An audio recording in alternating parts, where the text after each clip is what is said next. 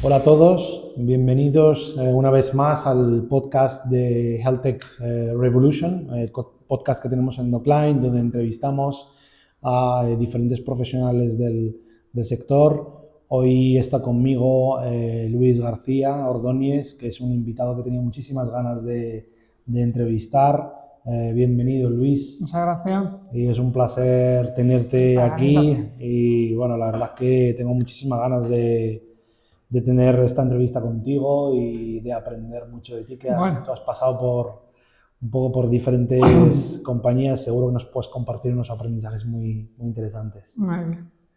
Bueno, antes de entrar un poco en las preguntas, sí que me gustaría pues explicar o recordar rápidamente lo que no nos conocéis mucho. ¿Qué estamos haciendo en Docline? Que somos un hospital digital. Por una parte, tenemos una tecnología, un producto all-in-one que tiene videoconsulta, chat, historia clínica digital, receta electrónica que está integrada con todas las farmacias españolas, etc., más de 15 funcionalidades, y un producto bastante apificado que permite a las grandes corporaciones construir casos de uso. Y por otra parte tenemos actualmente la red médica digital más importante que hay en este país, cerca de 6.000 médicos digitales, que nos permite pues ayudar a compañías aseguradoras y a otros corporates, ayudarles a resolver diferentes problemáticas que tienen, ¿no?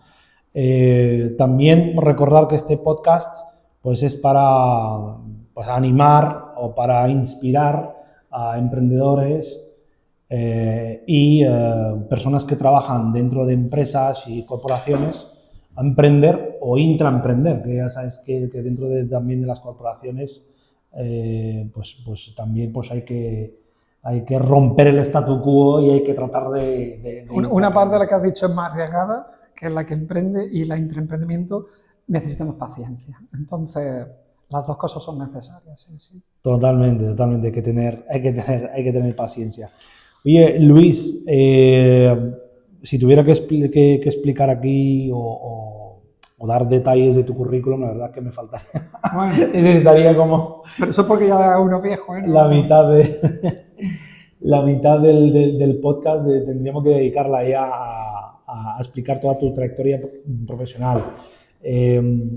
A mí me gustaría que tú, de forma resumida, nos cuentes lo que tú has hecho a lo largo de todos estos años, que tienes una combinación súper interesante pues, del mundo corporativo, asegurador, consultoría y demás. Y se nos puedes ir contando un poco el paso por las diferentes compañías, ¿no? Sí, sí. Bueno, dicho antes, la carrera es extensa por dos cosas. Primero, porque me iba a decir pintan canas, yo no, pero bueno, ya uno tiene una edad. Y la segunda es que es verdad que siempre he sido bastante culo inquieto, y entonces eso ha hecho que haya ido virando y cambiando de posición, además en sectores que son complementarios pero que son distintos. Después de unos años trabajando en la administración pública, yo me incorporé a un TPA de prestaciones sanitarias. TPA es Third Party Administration, si lo puedes explicar un poco. Vale, perfecto. Para que no trabaje en la materia, muchas compañías dejan que empresas especialistas manejen operaciones. Compañías aseguradoras. Compañías aseguradoras que manejen operaciones que están bajo la responsabilidad de la aseguradora. Okay. Entonces, hay compañías de todo tipo, hay TPA de todo tipo, hay prestaciones sanitarias además que no solamente en el seguro de salud, sino que también se manejan en otros ramos. Okay. Y comencé trabajando ahí. Conocimos además, a partir del mundo asegurador, todo lo que es la construcción de redes médicas, en toda España y fuera además también. Y esa fue la entrada. Estuve ahí unos años, pasé ya al gran corporate, a la gran compañía, estuve en AXA, estuve trabajando 4 años, tanto por la parte asistencial como por la parte de riesgo, lo que es la compañía en sí. Y ahí aprendí además, ahí fue ya el contacto ya de inmersión directa, el contacto que había tenido antes con lo que es el desarrollo de temas que están relacionados con la salud digital. Para quien esté escuchando esto, había salud digital antes del COVID. Entonces, viajé por todo el mundo, AXA tenía operaciones por todo el mundo, yo llevaba temas en mercados emergentes que estaban relacionados con nuevos negocios de salud y fue una experiencia extraordinaria, menos en Oceanía, donde no teníamos operaciones, estuve en todos los continentes con proyectos muy chulos, con gente estupenda. Y de ahí pasé a trabajar en el ramo específico, ya en una aseguradora de nicho, como era DKV. De hecho, has tenido en el podcast algún compañero mío. Sí, tuvimos a Julio Allí, Vaca, estuvo sí, Julio sí, con vosotros. DKV, sí. Sí, después de estar unos años en DKV, ya pasé a lo que es la actividad consultora. Estuve en Accenture, estuve en Deloitte también un par de años y en septiembre me incorporé a KPMG, que es donde estoy ahora mismo. ¿Y ese cambio se debe a algo concreto del mundo corporate al mundo...? Hay una cosa muy interesante que está relacionada con el trabajo en el área de consultoría, y yo en los 3 años y pico que llevo ya desarrollando mi actividad ahí, he visto que aparte de tener un conocimiento amplio sobre cómo se establece la metodología de trabajo para poder conseguir un objetivo, ¿no?, que está delimitado en el alcance que pactas con el cliente, se está empezando a demandar también conocimiento, por decirlo así, del negocio interno. Cuando yo me siento con cualquier cliente, siempre empiezo a decir lo mismo. Yo soy un consultor un poco extraño porque la mayor parte de mi carrera profesional y de mi vida la he pasado en compañía. Entonces... En negocio. En negocio, además, correcto. Sí. Correcto, en negocio. Y entonces, lógicamente, te da una amplitud de conocimiento muy grande, tocas muchísimos temas y hay una cosa además que yo valoro mucho, no lo sabía que me iba a gustar tanto, pero que es verdad que da una energía tremenda que hay trabajar con gente joven, porque es verdad que la pirámide tal como funciona en una gran consultora, la base es el trabajo con gente muy joven, y es algo que me está relacionando, me está resultando extraordinario, me está gustando muchísimo. La gente muchas veces, un poco lo que te dice de las consultoras, oye, pues nada, pues un consultor que me escribe un informe sin tener ningún conocimiento del negocio. La verdad es que tu caso es un poco especial porque tú sí has bajado ahí al barro, ¿no? Sí. Hablando en coloquial, has estado unos años en el negocio, en primera línea de batalla, y luego de ahí te has pasado al mundo de la consultoría y bueno, debe ser interesante también pues esa perspectiva de después de haber pasado por ahí. Hay veces que yo me siento, tengo conversaciones con muchos clientes en las que me dicen, oye, pues mira, pues tenemos determinados problemas a la hora de negociar, que digo yo, los daremos con tal grupo hospitalario, tal, ve el tamaño, ve el portfolio de clientes que tiene, ve una serie de cuestiones, entonces a mí me ha pasado que le digo, en eso que tú estás comentando, si la problemática que tú tienes es esa, no te voy a poder ayudar yo, ni te va a poder ayudar nadie, salvo que me digas que quiere aumentar la cartera, que quiere hacer otro tipo de cuestiones. Entonces, mi labor como consultor también, lógicamente, es establecer ciertos límites a los que la consultoría no llega. Nosotros sabemos, pero nosotros no somos magos. Y aparte de todo eso, a mí me ha pasado muchísimas veces, yo siempre decía lo mismo, me he pasado más años, lo he dicho antes, me he pasado más años al otro lado de la mesa. Entonces, yo que tengo formación jurídica, siempre digo lo mismo, esto es como si eres fiscal, como si estás en el Ministerio Fiscal y pasas a ser abogado defensor, ¿no? Entonces le decía, y es que yo he estado mucho en el otro lado y he tenido también la sensación de ya está aquí el listo del traje que viene a decirme lo que tengo que hacer cuando él no va a estar aquí remangado conmigo, no sabe cuál es la problemática real que tengo. Eso lo tengo muy claro. Todo el equipo en el que estoy incluido lo tiene muy claro porque venimos de compañía. Vale. Por si no ha quedado claro, tú actualmente eres el responsable del negocio de seguros dentro de KPMG. Bueno, el de seguro, no. A ver, explícamelo, para a ver si lo he entendido bien. Vale, no. Te voy a decir, tengo un jefe, tengo una docena de jefes, ¿no? Yo estoy en el área de estrategia, aunque, como te estaba diciendo antes, lo que nosotros nos encargamos son temas de negocio. Okay. Estoy incluido dentro de un equipo, de Alberto Esteban, el responsable de todo, y trabajo con el equipo de Miquel Campo, que es el socio que lidera el área de estrategia dentro de Financial Services en el área de insurance, en el área de aseguradoras, que es en el que yo estoy. Y los temas de salud, pues sí,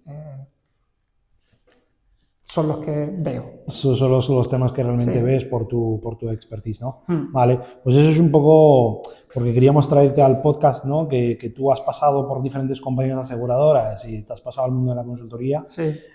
Al final, pues tienes una visión de mercado que nos gustaría mucho que puedas compartir. Claro que sí. De pues diferentes preguntas que te voy a ir haciendo, ¿no? Una más genérica, la primera, ¿no? ¿Cómo ves tú el panorama actual del sector del seguro con 12,4 millones de asegurados? Esto es el dato del 2023, habrá Sí. que actualizarlo a 2024. También tenemos una coyuntura de Mufasa con toda la incertidumbre que eso tiene. ¿Cuál es, de forma resumida, como intro, cuál es tu visión sobre el panorama actual? Vamos a ver, estamos hablando del ramo, salud, del ramo de salud. Efectivamente.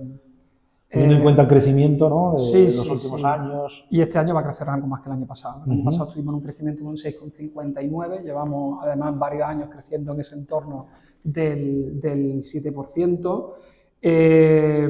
¿Cuál es tu previsión de crecimiento este año? Que vamos a estar en el 7. Vamos a estar por encima del 6,5 que estuvimos el año pasado. Sí. Vale. Otras cosas porque el año pasado aumentamos 400, casi medio millón. Andaremos por encima de esa cifra este año.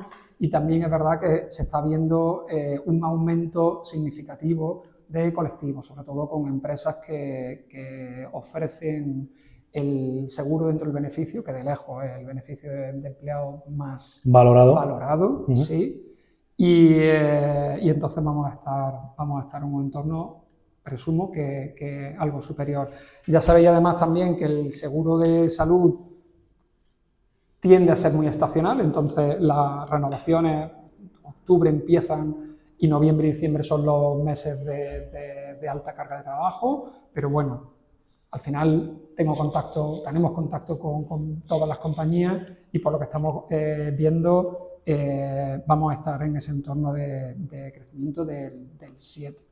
Vale. ¿Qué es lo que estamos viendo también? Pues lo primero que se tiene que hacer mención son dos temas. Uno que está relacionado con el aumento de la siniestralidad y otro que está relacionado con el aumento de las primas.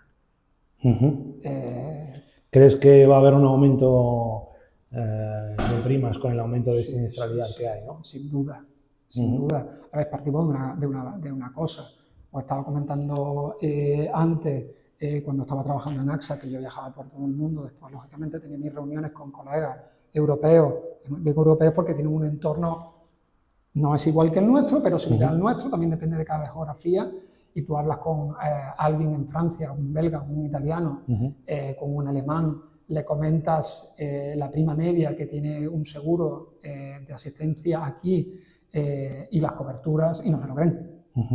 Entonces el ajuste de prima, por razones que están vinculadas lógicamente también a la siniestralidad y la degradación que se produce en el ratio combinado, que es la principal métrica que una compañía usa, va a hacer que haya un ajuste al alza y en colectivo más ajuste todavía que en el negocio individual, donde al final tienen más herramientas para seleccionar el riesgo de una forma mucho más concreta. Vale, pero ese crecimiento va a ser lo típico de todos los años, el aumento de primas de los IPC, no sé qué, no sé cuánto, o va a ser un punto de inflexión en el sector. Bueno, yo ya a partir de ahí, esto es como las medidas que uno coja, oye, que es mucho y que es poco. Nosotros vamos a estar hablando de aumentos en primas individuales que están en un entorno del 10%, que es mucho. Y en colectivos, dependiendo del comportamiento que tenga el colectivo, vamos a estar hablando de aumentos que están por encima del 15%.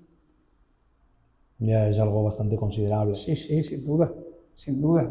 También es cierto que más allá de la siniestralidad, más allá de todo lo que arrastramos a través del COVID, que ahora seguro que vamos a tener ocasión de estar hablando de determinadas cuestiones, de cómo la gente vive su salud, que ha cambiado muchísimo en los últimos 5 años,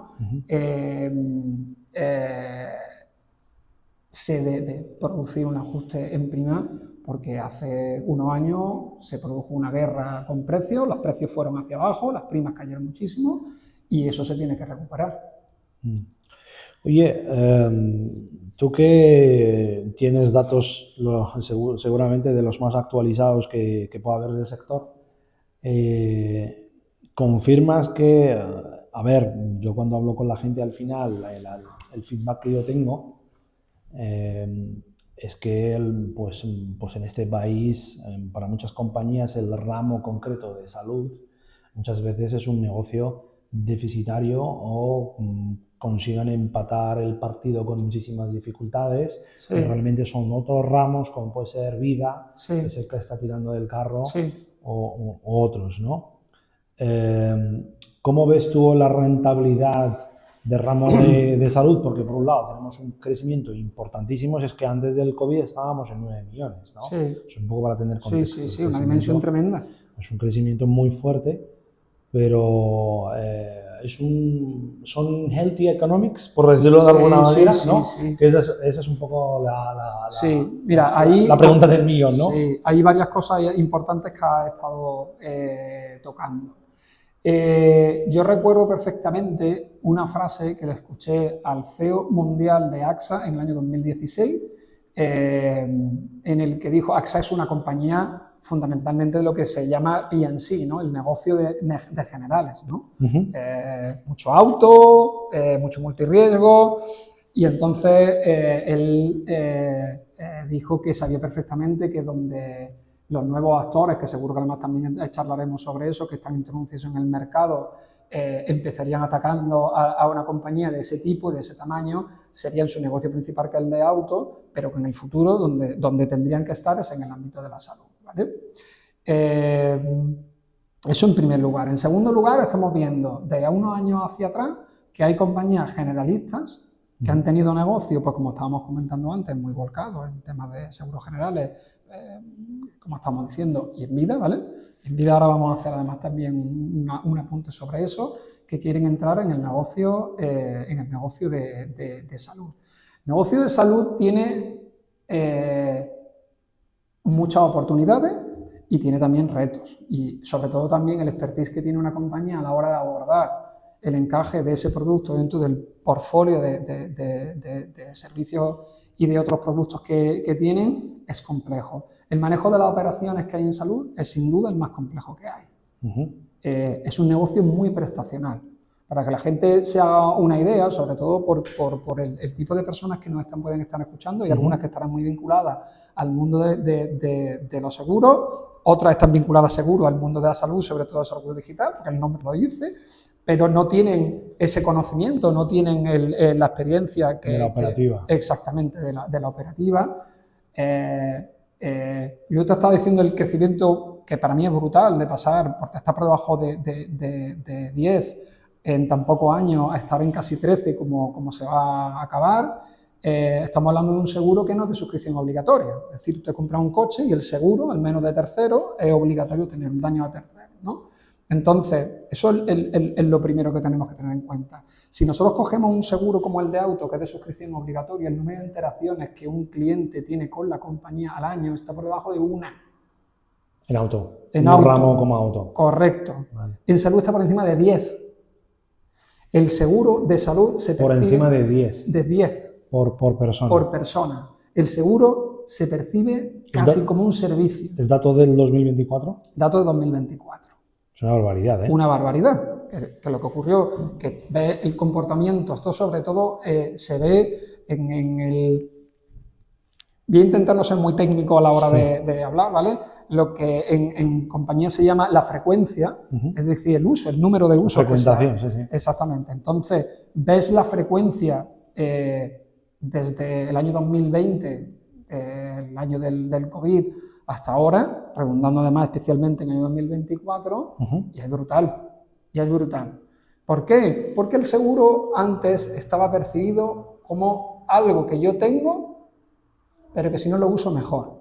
¿Qué es lo que ocurre? Que desde el año 2020 hacia acá estamos viendo una percepción de la importancia del cuidarse, y si eso supone tener según qué tipo de visita, pues lógicamente hago uso de él.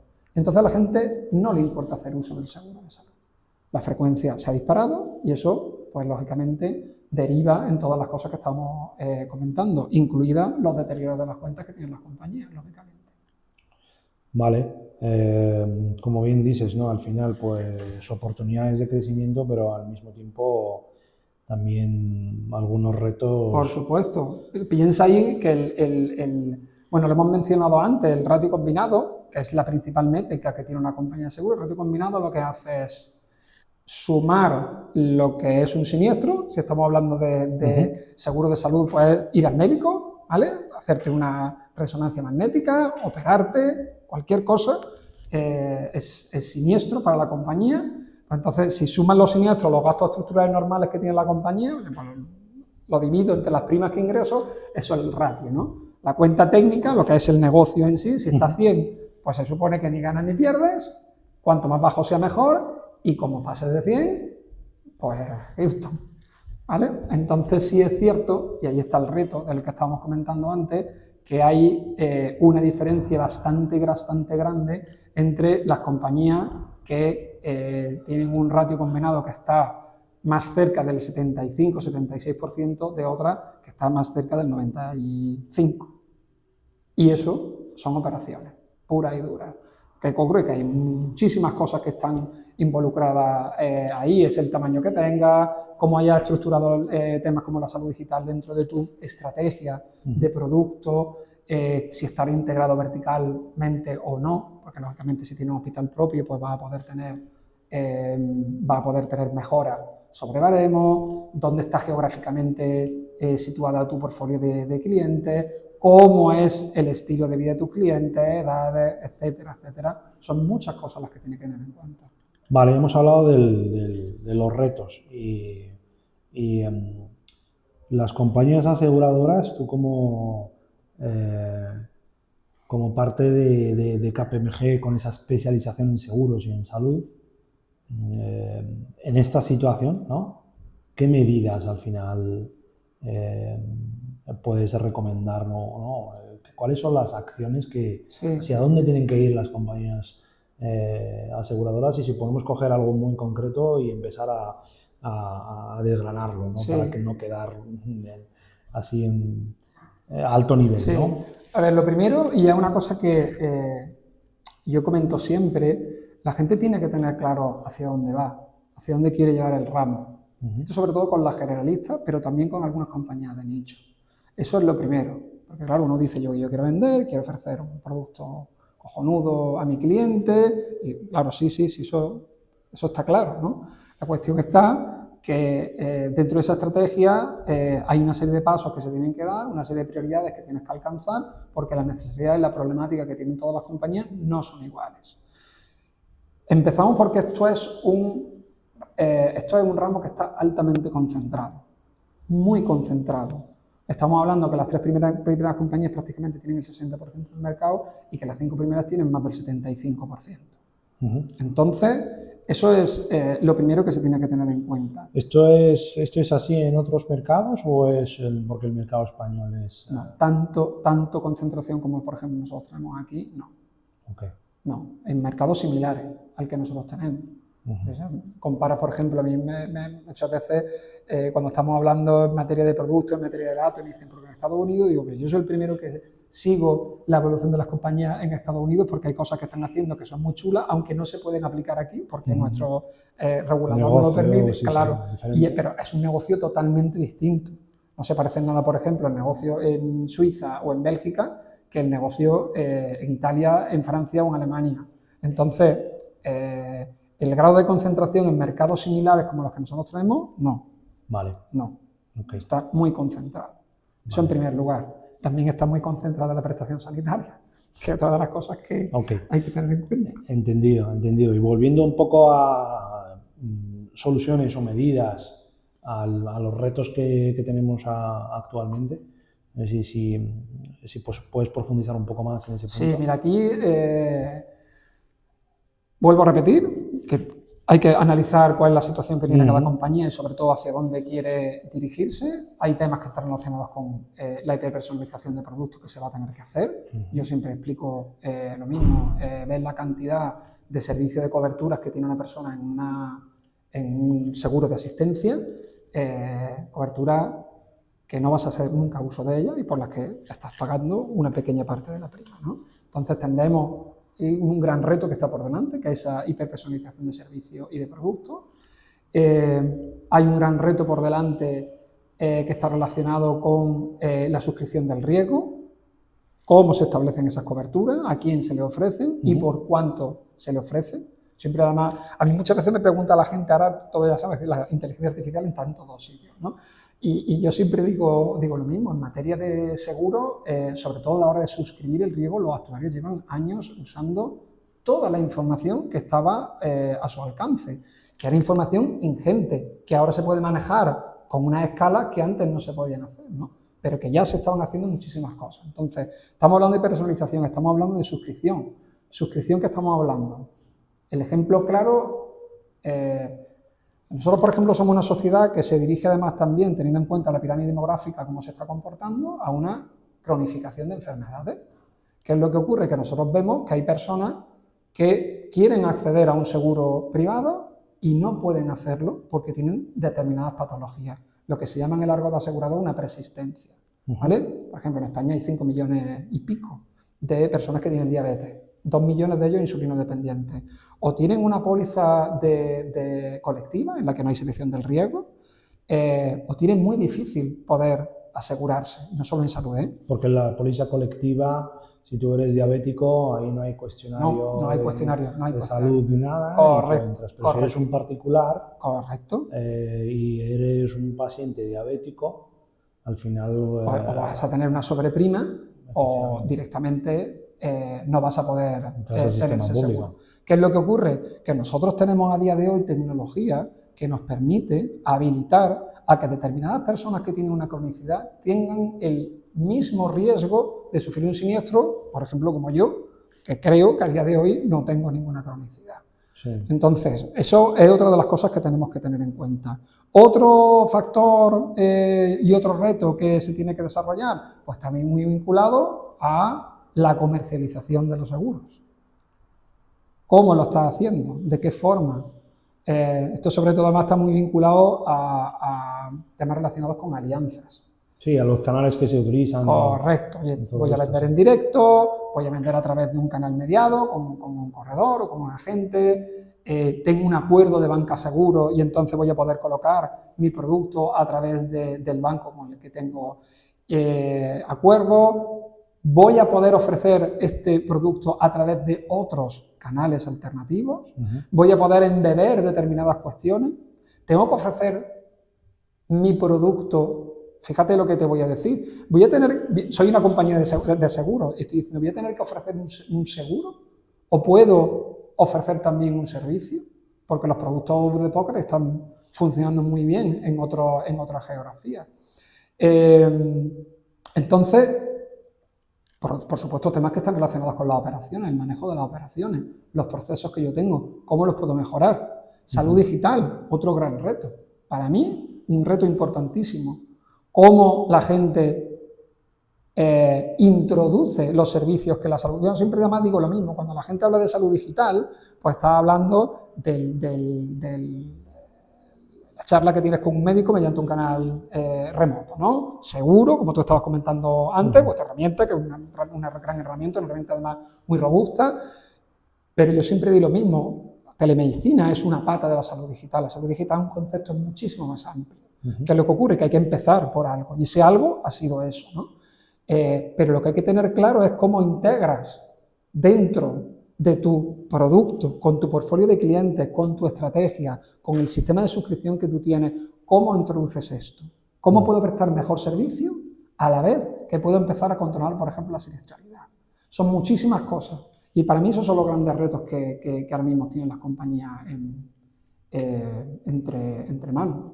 Oye, ese dato que salió en expansión, de que el margen de beneficios se había desplomado un 46% en el primer trimestre, semestre, perdón, del 2024, todo esto. ¿Cómo ves tú ese A dato? ver, yo cuando leo determinadas noticias en prensa económica, en este caso, pero vamos, es generalista, Sí, siempre sí. digo lo mismo, digo, bueno, vamos a leerlo entero porque si se desplomase de verdad un 50% el beneficio en todas las compañías, en general, tal y cual, En salud, en el ramo de salud. claro, sí, estoy Este hablando del caso, ramo, ¿vale? estoy haciendo Sí, el sí, ramo, sí. ¿vale? Habría mil cosas que mirarse, ¿no? Sí. Sí es cierto que se produce que ha habido un deterioro en la cuenta, Ujú. lo existe, fundamentalmente por dos cosas.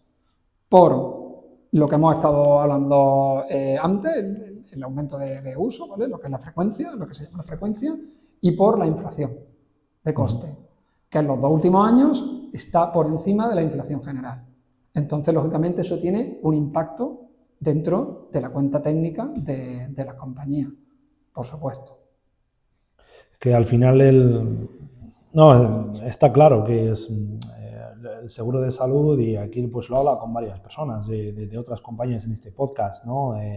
De otras aseguradoras, y el seguro de salud es que ha cambiado la tendencia de una manera importante, y cada vez estamos mucho más preocupados por nuestra salud, cada vez queremos cuidarnos más, Sí, cada vez hay claro. más un componente de prevención, y eso es lo que hace que el uso se aumente. Lo que ocurre es que esa frecuentación que tú has mencionado antes a mí me ha impactado mucho hoy. Yo no tenía el dato actualizado, Sí, claro. ¿no? A ver, pero piensa, Omar, ahí que, por ejemplo, en una compañía de seguro, para que la gente lo entienda, el 70, más o menos, estamos generalizando, no vamos a poner, porque estamos Sí, hablando en sí. términos generales. El 75% de lo que ingresan se van a asistencia. Directamente, el 75% se van a asistencia. A proveedores.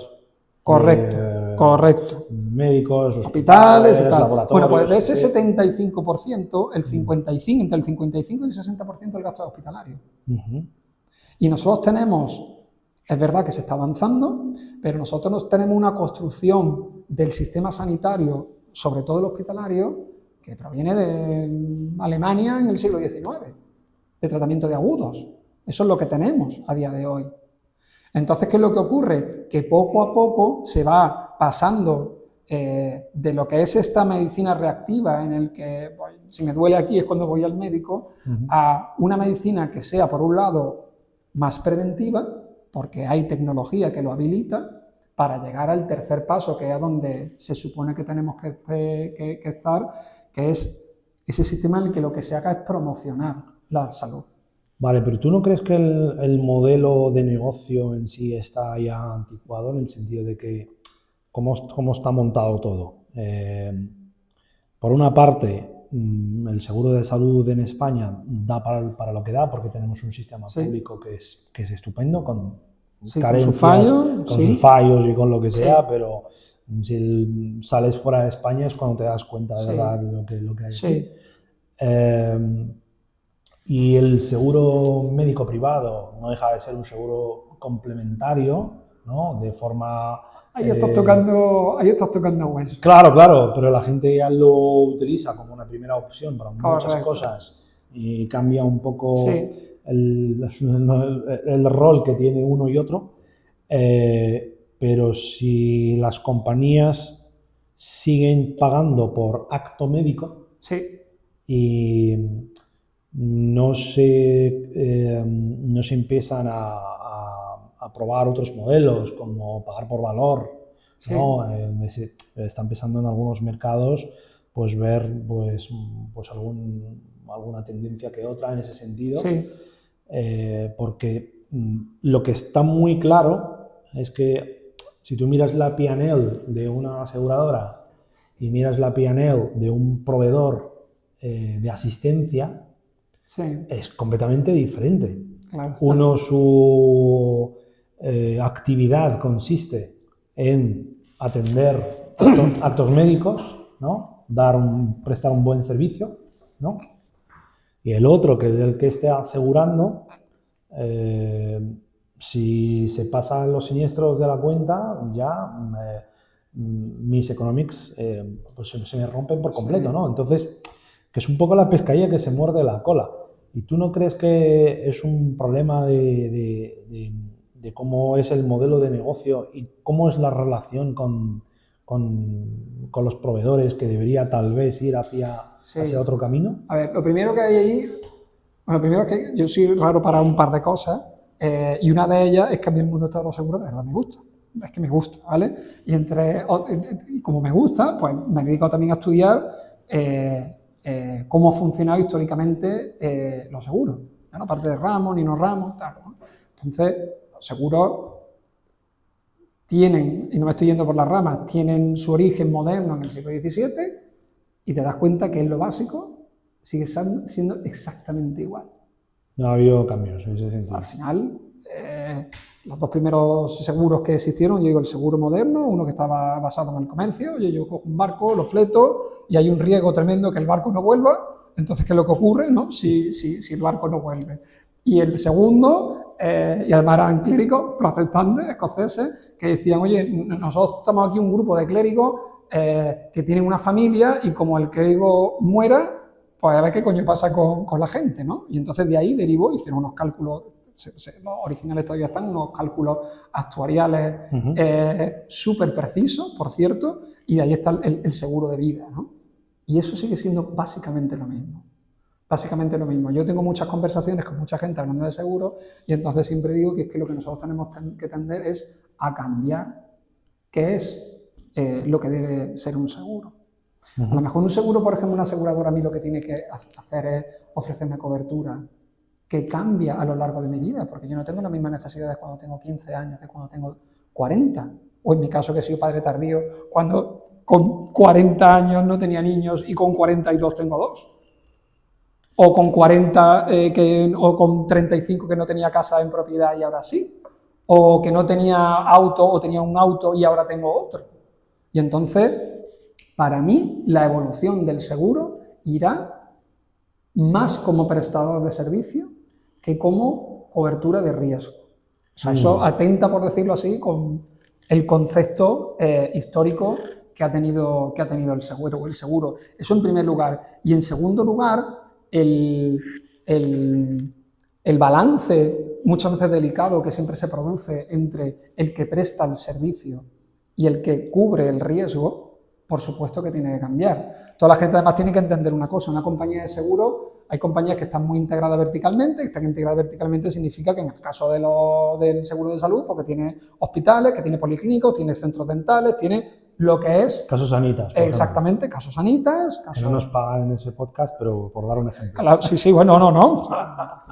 Por supuesto, sí. Estamos para hablar aquí tranquilamente. Sanita, además, esta semana se había anunciado, la semana pasada, el sexto hospital que va a abrir. Sanita tiene hospitales donde tiene clientes.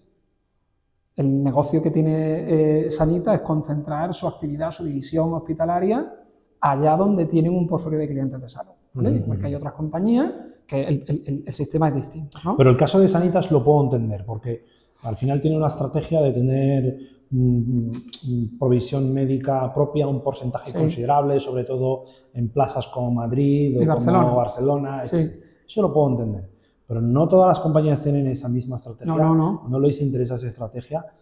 Y las compañías que no tienen esa estrategia o no les interesa, al final tienen que lidiar con los proveedores de asistencia y ahí es la pregunta del millón. ¿Cómo es tu visión? ¿Eso debe cambiar? ¿Va a seguir igual? Porque algo tiene que cambiar en el sector, porque si no cambia obtendremos los mismos resultados los próximos años. Eso está claro. De hecho, siempre hay en ese equilibrio que estábamos comentando antes, que además están condenados, por decirlo así, no quiero usar esta palabra porque tiene un tono negativo, pero se tienen que entender. No hay más. El pagador público va para un sitio, lógicamente, y el pagador privado es la compañía de seguro y los laboratorios farmacéuticos. Entonces, una compañía, o sea, un hospital privado en España, esto también para que un poco de cultura para la gente vea cómo se presupuesta, tiene 3 bases, 2 y media voy a decir. La primera es el trabajo con las compañías de seguro, la segunda es el sobrante que tengan de seguridad social y la tercera, que cada vez hay menos, que es el privado-privado, ¿no? Que son centros muy concretos o en ámbitos geográficos muy concretos, o bien porque tengan un prestigio, un determinado tipo de servicio, y entonces sí tienen ese tipo de paciente privado, ¿no? Vale. Pero esa es la realidad. También, esto es como todo. Aquí muchas veces que llega la compañía y le dice al hospital, pues igual soy capaz yo de montar un hospital. Y entonces llega al hospital y dice, pues igual soy yo capaz de montar una compañía, ¿no? Que tenemos un caso, por cierto, en España así. Entonces, sí que ese modelo, por supuesto, tiene que evolucionar, por supuesto.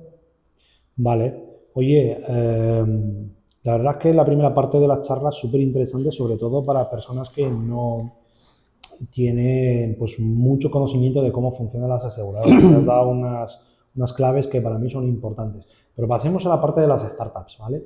Sí. Que ahí tenemos una comunidad importante sí. de startups o que están trabajando con startups o que quieren trabajar con las startups. ¿Cuál es tu experiencia cuando tú has estado en compañías aseguradoras tipo DKV, tipo AXA, etc., cuando has pasado por esta compañía, de pros y contras de trabajar con las startups, sí. ¿no? Y ¿qué cambios has visto, ¿no? Porque ya unos cuantos años. Vamos a ver, lo primero, está muy entroncado con lo que tú estabas comentando antes de tenemos público que ve este tipo de podcast que seguro está interesado en temas de salud, seguramente en temas de salud digital y posiblemente no tengan un conocimiento profundo de cómo funciona el mundo asegurador. Eso queda ahí porque es la base, ¿vale? De todo lo que vamos a estar comentando ahora. Que cómo ha cambiado el mundo, cuando empecé a trabajar con compañías en el año 2010, es que no se parece en nada. Las compañías eran entornos muy cerrados, en el que la gente, pues, penetrar ahí, no, yo esto me lo hago en interno, por supuesto, y a partir de ahí, si necesito algo de fuera, pues ya veremos. Ahora mismo una compañía que se precie tiene un servicio, normalmente, el nombre que quieras llamarlo, o si quieres darle un nombre rimbombante y anglosajón te dirán que de Open Innovation o cualquier cosa de esto, pero es verdad que las compañías no solo están abiertas, sino saben perfectamente que requieren la ayuda no vamos a hablar de actores externos, que por supuesto la necesitan, sino de actores distintos de los que ellos están acostumbrados, con los que ellos están acostumbrados a relacionarse. ¿Por qué? Entonces yo, por ejemplo, yo colaboro con un par de sitios y tú ves el impacto, y lo has vivido, el impacto que tiene para una startup que está acostumbrada a hacer las cosas de una forma, con rapidez, con agilidad, introducirse dentro de una corporate y flipan, ¿vale? Entonces, aquí quiero decirle a la gente que aunque es cierto que las compañías no se caracterizan por ser muy rápidas a la hora de implementar determinadas cuestiones y determinadas soluciones, está mucho mejor que antes. Y va a estar mucho mejor de lo que está ahora. ¿Crees que ha evolucionado esa relación de startup-corporate una barbaridad. Cuando una startup entra y se implementa su solución? Una barbaridad. Vale. Una barbaridad. Vale. De hecho, aquí también podemos poner ejemplos de compañías que hay determinadas cuestiones que están relacionadas con el desarrollo de productos de salud digital que han decidido hacerlo en interno y me parece muy bien. Y otras compañías que lo que han dicho, yo lo que quiero es orquestar toda esta amalgama de soluciones que vienen necesitando y a partir de aquí es que necesito mirar hacia afuera para ver qué soluciones voy incorporando en cada momento con el según qué tipo de cliente tengo, etcétera, etcétera, etcétera. Entonces, el cambio es brutal, es brutal. ¿Y qué barreras ves tú a día de hoy que todavía frenan, ¿no? Que haya más colaboración entre startups y corporates. A ver, yo veo una muy clara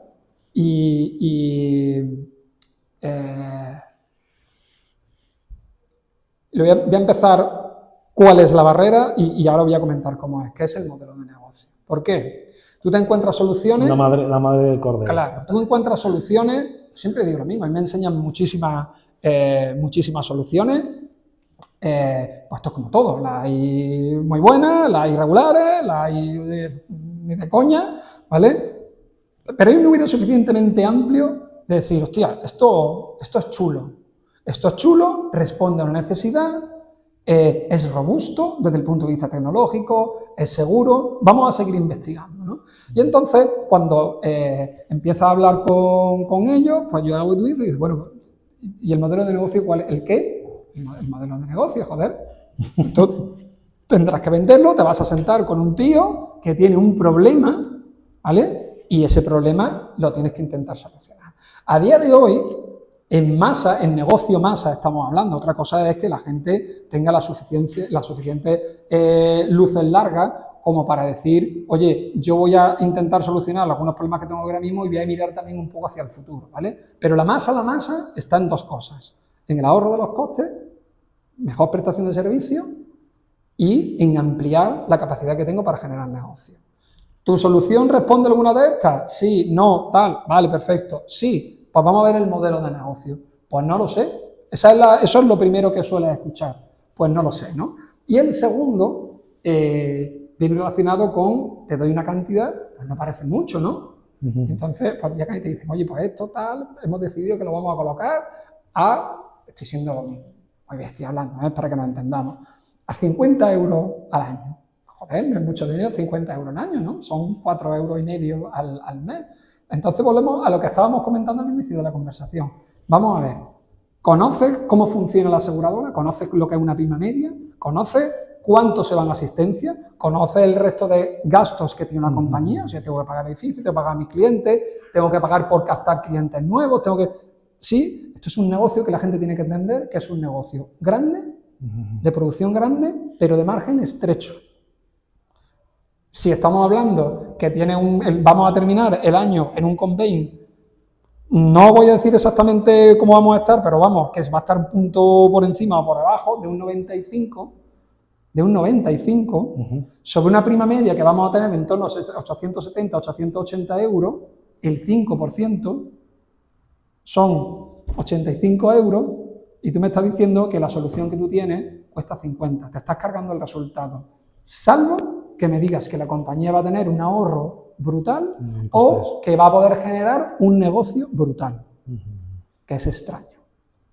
Entonces, para mí, el gran problema que tiene ahora mismo una startup, hay otras cosas que son más pedestres, ¿vale? Los contactos como tal, pero esos son salvables, de verdad que son salvables, ¿eh? Gente se sorprendería hasta dónde puede llegar teniendo una estrategia de acercamiento, pidiendo favores, tienen estupendas herramientas en LinkedIn. Eso es salvable, sí, desde luego. Sí. Pero tienes que tener un modelo de negocio robusto, si no estás muerto. Si no estás muerto.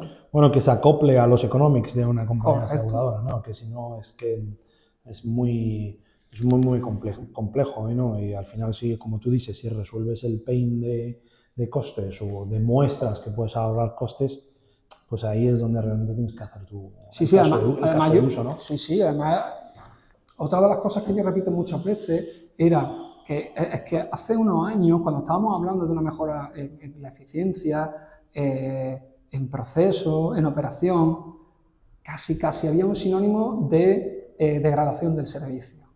Si quiero mejorar mi cuenta, pues ya sé lo que tiene que pasar, ¿no?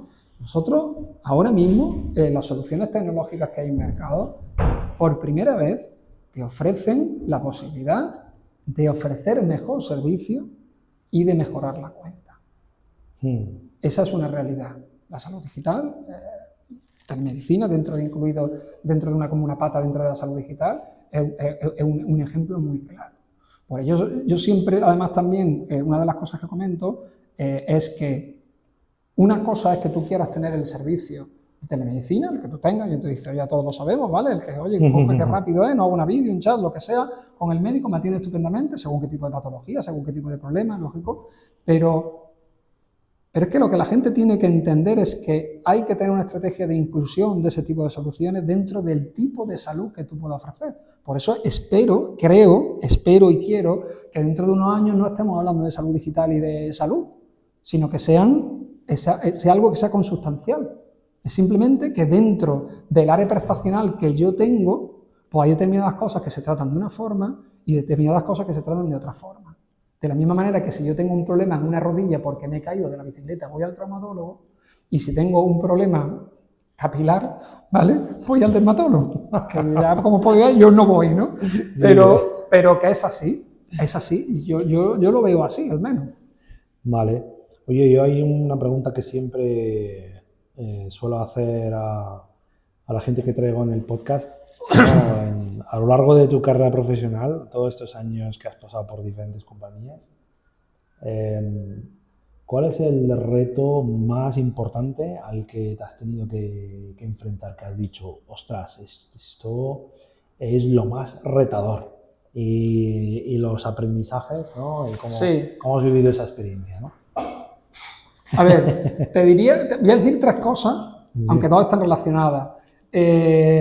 Hay una que está muy vinculada y ahora en esta época en la que estamos hablando del desarrollo de la inteligencia artificial, de qué cosas van a hacer, de qué no cosas van a hacer, que está totalmente, lo que voy a decir es casi antropológico, es cultural, que es el haber desarrollado negocios en ámbitos geográficos y en culturas que son totalmente distintas de la nuestra. Me acuerdo que iba a México o que iba a Middle East, en Dubái, por ejemplo, el hecho de tener una reunión a lo mejor con el representante de un grupo hospitalario porque teníamos que ver, oye, qué modelos podemos tener para que mejoremos todo lo que... Y entonces pues resulta que hay ciertas vueltas que tienes que dar, en otras geografías pues hay que ser un poco más directo. Ese ha sido un reto. El segundo reto ha sido, como estaba comentando antes, había trabajado en un TPA, pero es que después también trabajé en una compañía de servicios con una marca muy conocida en el mundo asegurador y muy vinculada al mundo de la salud como es DKV, y trabajar desarrollando y colocando en mercado soluciones a otras compañías de seguro. Vale, desde una aseguradora hacia otra. Correcto. ¿Vale? Entonces, oye, ¿qué es lo que...? Pero bueno, ¿cómo voy a hacer contigo? Tal? Sí, sí. Somos competencia, colaboramos. Correcto. Correcto.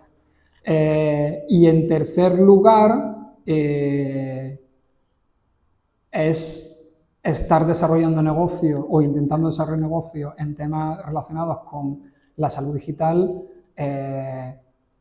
en el año 2015, el año 2016, o sea, todo pre-COVID. Eso sí que sí. Eso era la hostia. Sí, 2015 claro. Todo completamente en pañales. Correcto, y además que la gente no lo entendía. O sea, conceptualmente no lo entendía. Y después ya llegó el COVID y pasó lo que pasó, y entonces... No te digo yo que ahora mismo cuando estemos desarrollando temas, y tú lo sabes perfectamente, temas que estamos desarrollando temas de salud digital, que ahora esto se venda como churros, no estoy diciendo eso, ¿no? Sí, de hecho, todavía hay mucho camino. De hecho, el problema que hay, o uno de los problemas que hay, que afortunadamente se van solventando cuando ya las cosas se reposan y cuando uno necesita una solución y es capaz de ir viendo, separando el grano de la paja, ¿no? Es decir, esto que es lo que es, en el que hay yo vi determinadas soluciones en época del COVID que decías, no me jodas, ¿en serio? O sea, es que esto no es que vaya a pasar una auditoría de tecnología en un pentest, es que esto no hay por dónde cogerlo, es que están manejando información de máxima protección GDPR, que está haciendo, ¿no? Y es verdad que esa parte sí que creo que está en proceso de solucionarse. Esos creo que han sido los tres retos más grandes a los que yo me he enfrentado. ¿Sí? Muy bien. Oye, desde KPMG, ¿cómo estáis viendo esta evolución de la IA que la tenemos en todas partes? Y cuéntame, por favor, si es que lo has visto, algún caso de uso en producción que tú has dicho, ostras, vaya impacto está teniendo esto, ¿no? Porque al final estamos muy cansados de que si un piloto por aquí, que si una POC por ahí, que si no sé qué, que si no sé cuánto. Y necesitamos también en la industria pues ver Sí. casos de uso con unos datos muy importantes, ¿no? En producción. Sí. Yo todavía no lo estoy viendo, no sé si tú lo estás viendo. Ahora si quieres lo desarrollo, pero si queremos ahorrarnos el suspense, no. O sea, una cosa es aquí todo el mundo se llena la boca hablando de IA, a ver, la IA en general las compañías de seguro, y ahora, si quieres hacemos las particularidades del ramo de salud, las compañías de seguro, lo estábamos diciendo antes, las compañías de seguro hay una cosa que llevan usando la más potente tecnología que en cada momento ha existido, que para suscribir el riesgo, que es la base de la construcción del negocio asegurador. Entonces, a día de hoy se usa herramientas de inteligencia artificial aplicada a la suscripción, sí. ¿Y cómo funciona? Funcionan muy bien y mucho mejor que van a poder funcionar. Esto es el primero que hay, ¿vale? El segundo está muy relacionado con temas de procesos, ¿vale? Entonces, las compañías, por regla general, siguen teniendo departamentos de atención al cliente que son muy grandes y sí que se están empezando a ver temas de éxito con respecto a según qué temáticas tratas con el cliente. De hecho, cuando hay algún tipo de duda, el sistema directamente pasa a la gente. ¿Qué es lo que ocurre? Que esto en salud no existe todavía. No es lo mismo, por ejemplo, llamar para preguntar que si tengo una cobertura, por ejemplo, de neumáticos o si tengo coche de sustitución en el ramo de auto, que llamar para pedir autorización porque tengo que hacerme una resonancia magnética. ¿Vale? Dicho eso, sí se está empezando a trabajar por aquí. Entonces, estos son los dos ámbitos principales en los que está habiendo mucho desarrollo de inteligencia artificial en compañía. ¿Qué es lo que ocurre? Primero, que determinadas tecnologías que nosotros tenemos ya a nuestra disposición no se pueden usar porque el regulador no lo permite. ¿Vale? La variación de que según qué tipo de datos o el uso que voy a hacer según de qué tipo de datos médicos para suscribir el riesgo es algo que no se puede hacer. No es una variable que se puede usar. La suscripción está claro. Claro, yo por ejemplo sigo con mucho interés qué es lo que están haciendo, pues, ¿qué te digo yo? Kaiser Permanente o Oscar Health en Estados Unidos, y entonces hay algunas cosas que son una chulada, pero que dices, esto aquí no se puede implementar. Sí, bueno, tenemos una regulación. Correcto. Somos los supercampeones, Europa es... Claro, tú llegas... Es el continente campeón en la regulación. Lo que nos queda. Y eso es otro, o sea, eso es una cosa que hay que tener muy clara, hay que tener en el contexto muy claro para ver qué cosas se desarrollan y qué cosas no se desarrollan. ¿Qué es lo que ocurre? Que en materia de servicio sí que creo que se están empezando a ver ciertas cosas, ¿vale? Tú has tenido, por ejemplo, aquí también a la gente de Legui que tiene una herramienta súper chula, que lo que te hacen un análisis de dermatología. El que no haya visto ese podcast, hay un podcast de Lady Health entrevistando a Andy, que es la SEO. Correcto, y los resultados que tienen son muy buenos, pero siempre, lógicamente, tienen detrás al operador humano, por decirlo así, que es el que hace determinadas aseveraciones, porque a día de hoy una inteligencia artificial no puede hacer un diagnóstico. No, además, ese caso en concreto es dispositivo médico. Claro. No es una inteligencia artificial al uso. Correcto. No es un caso de uso bastante trabajado. Correcto. Y luego, otra de las cosas que nosotros tenemos que sí que están vinculadas en prestaciones, me refiero, temas que están relacionados con triaje. Eso, por ejemplo, sí que es verdad que se está avanzando mucho, pero la realidad es que los usos que tiene dentro de una póliza ese tipo de soluciones son modestos. Pero en la operativa tú estás viendo ahí que hay grandes proyectos que están en producción, porque tú has mencionado antes que una parte importante de lo que pasa en una compañía aseguradora es la parte operacional, ¿no? Sí. Ahí estás viendo una implementación fuerte y casos de uso, o todavía estamos lejos de... Fuerte, no. Sí. Fuerte, no. Y hay una cosa además también muy importante que tú has mencionado,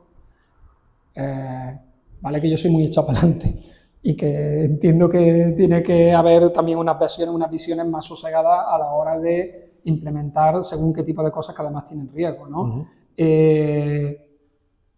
Pero incluso cuando tú haces un piloto o haces una prueba de concepto, tienes que establecer qué es lo que quieres ver. qué es lo que quieren medir, el impacto que puede tener si lo traspasas a negocio masa y hacia dónde quiere ir. Y no siempre pasa eso. Y no siempre pasa. Entonces, luego otra de las cosas que ocurre, por ejemplo, hace poco estuvimos charlando en una mesa redonda y entonces había el CEO de una bueno, ahora lo que se llama Insurtech, es una compañía de nueva creación sobre determinadas cosas que hacían, ¿no? Y yo me acuerdo que en la mesa estaba el director de marketing de una de las compañías de seguros más grandes que hay en España y entonces el tío es muy bajo, no es sospechoso de ser altivo ni mucho menos y vino a decir algo así como: tío, tú te puedes permitir con tus 50.000 clientes ciertas cosas que yo no me puedo permitir con mis 12 millones de clientes. Sí, bueno, eso es verdad. Al final el que tiene poco que perder es el challenger y el grande siempre es el statu quo. Correcto. Y eso... Lo que sí digo que todo el mundo está mirando todo, ¿eh? Eso también es cierto. Sí, sí, desde luego. Pero vamos, que a día de hoy ya te digo que si tú lo que me estás preguntando, que si hay una correlación entre la implementación de lo que se habla en general, lo que copa el espacio en un periódico, en radio, en televisión, en donde sea... No es eso. No existe. No es eso. No existe. Sí, yo, pues uno de los temas que hace poco me preguntaron sobre el caso de las TPAs, si ahí pues va a ocurrir una disrupción y bueno, es un candidato, ¿no? Porque hay muchos temas operacionales, claro, ¿no? Dentro de una TPA y ahí sí que hay mucho que hacer con casos de uso de IA. Oye, por ir acabando, que la verdad es que súper interesante la conversación contigo y se aprende mucho, sobre todo de seguros. Yo hay cosas que no sabía y que he aprendido contigo hoy.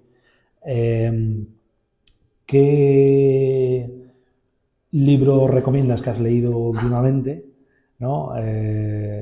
Si no todo el mundo, no te creas que todo el mundo le gusta leer libros. Hay gente que es mucho más digital, mucho más de newsletter y mucho más de blogs y otras cosas, ¿no? Yo soy más de digital que de papel. De papel tengo algo, pero sí que cuando me pongo a leer algún libro, sí, es algún libro impactante, ¿no?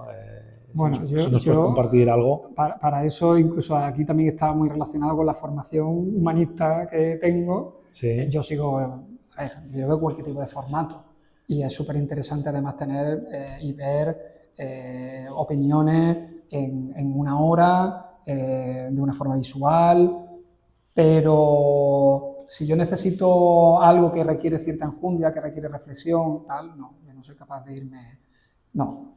Eso lo que hace es que me salte mi interés y después me voy a un formato que además que pueda marranear, que yo soy de papel todavía. Entonces, aquí siempre digo lo mismo,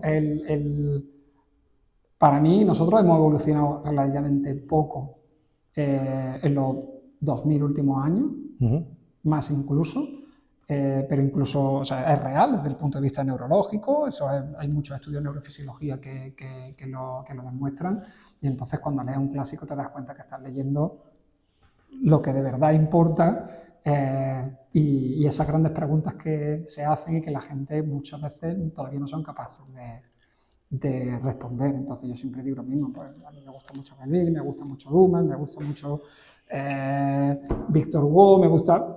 Si lo que tú me estás preguntando, que son ya más temas relacionados con esto, yo leí hace no mucho un libro que dice muchas tonterías, ¿vale? Muchas tonterías, pero que me parece interesante desde el punto de vista del planteamiento, ¿vale? Después ya a través de lo que ahí fui descubriendo me he ido a otras fuentes y a otros libros, estos sí que son ya en inglés, el que voy a decir ahora en español, que es La muerte o sea, se llama La muerte de la muerte, ¿vale? Que es de José Luis Cordeiro, ¿vale? Y de Wood. Sí, José Luis Cordeiro es un poco cantamañanas para algunas cuestiones, sin embargo, hay algunos planteamientos que son muy interesantes para poder desarrollar fuera, ¿no? Y que es el afrontar el envejecimiento no como un hecho natural, que es lo que se ha hecho siempre, sino como una enfermedad. Sí, eso es un tema interesante, es verdad. Sí. Ese libro es bastante polémico, pero como tú bien dices, tiene algunos conceptos muy chulos, por lo menos que te hacen reflexionar, ¿no? Es que esa es la base. Yo después he estado estudiando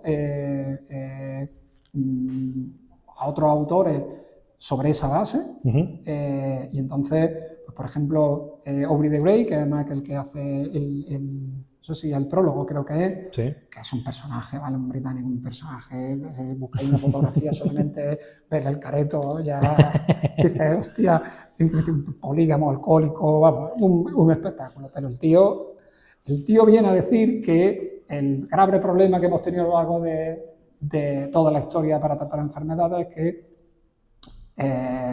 se han hecho desde un punto de vista basado en biología. Y entonces él viene a decir que son problemas físicos, ¿vale? Y que por tanto esto que tenemos aquí es un hardware y que el hardware se puede cambiar y no hay ningún problema. Y lo que hay dentro también se puede trabajar para llevarlo a otros sitios, ¿no? Entonces, vuelvo a repetir que hay cosas que no las veo, Y también recomendaría los escritos, aunque no estoy de acuerdo con él también en muchas cosas. Está hablando de un tío que me da aquí 5.000 vueltas en todo, que es el de Raymond Kurzweil, que fue durante muchos años el ingeniero jefe de Google, que montó Calico, que es la empresa que tiene de lucha contra... Bueno, a mí cuando la gente habla de inmortalidad, eso tiene otras connotaciones, digamos, con la prolongación indefinida de la vida, y tiene también libros que son muy interesantes, aunque vuelvo a repetir que yo no estoy de acuerdo con muchas cosas, pero da igual estar de acuerdo o no estar de acuerdo. Lo chulo es que permita una conversación, aunque sea con uno mismo, respecto a lo que está diciendo. Muy bien, muy bien. Pues oye, un placer, lo dicho, yo he aprendido muchísimo y seguro que la gente que sigue el podcast y que tenga especial interés en comprender mucho más cómo funciona la industria de los seguros, sobre todo el ramo de salud, retos, oportunidades, es una entrevista fantástica para escucharla y para aprender. Muy bien. Luis, 1.000.000 de gracias, ¿vale? Y seguimos en Perfecto. contacto. Muy bien. Gracias. 1